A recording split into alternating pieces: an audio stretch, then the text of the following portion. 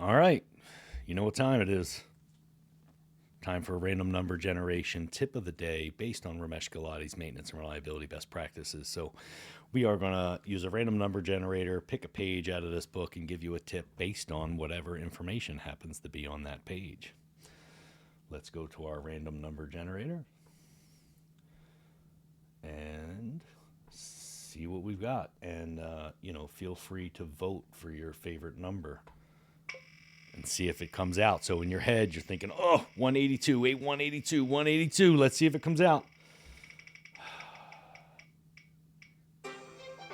No, 612. All of my numbers, I've been recording a bunch of sessions today, and all of my numbers have been very long in the book for some strange reason. So let's go back to being live here and see what we can do. 612. I don't know what 612 is, but it's going to be somewhere around lean and TPM and all that stuff is my guess, or standards, one or the other. 612. It's only 3 pages away from one we already did, I think. All right, so we are at standards. And in this particular one, we are looking at the social responsibility standard 26,000. This is the standard that talks very specifically about human rights, ethical behavior, and all of the things that make the organization a good corporately responsible part of the community. So, the maintenance organization helps make this possible. And in today's society, investors, potential employee candidates, they care about the social standing of a company. This may have been dramatically different 3-4 generations ago. However, throughout the Industrial Revolution, as pollution has increased and companies did not so great things like dumping waste in the Atlantic Ocean and all kinds of other things, this has become more and more prevalent, and not only from a regulated perspective from the government, but now just socially, meaning investors won't put their dollar towards a company that they don't feel is in good social standing.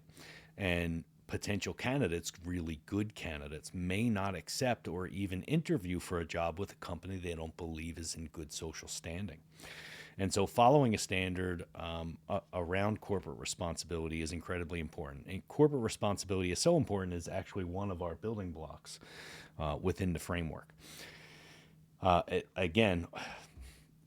maintenance organization helps make that happen. It makes that happen because we ensure assets can produce without creating waste that we then have to do something with.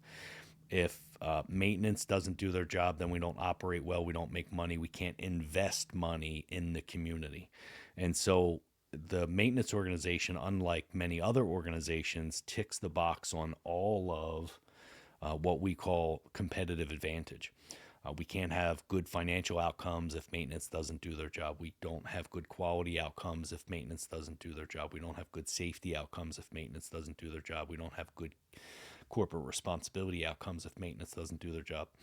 And so maintenance, if you go to your company website and look at the About Us section and your commitments, maintenance has a direct impact on the ability to do all of those things.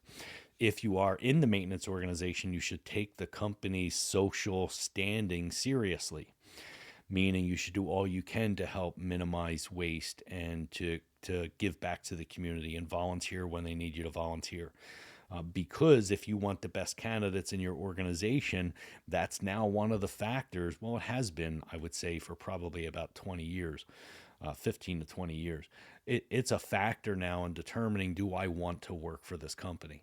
And so social standing matters, and the social standing of the company is not only about what they invest or the actions they take, but also how they give back to the local community. So every chance you get, if you happen to have the time, and the company is doing something that gives back to the community, take part in that and be proud to represent the company that you work for.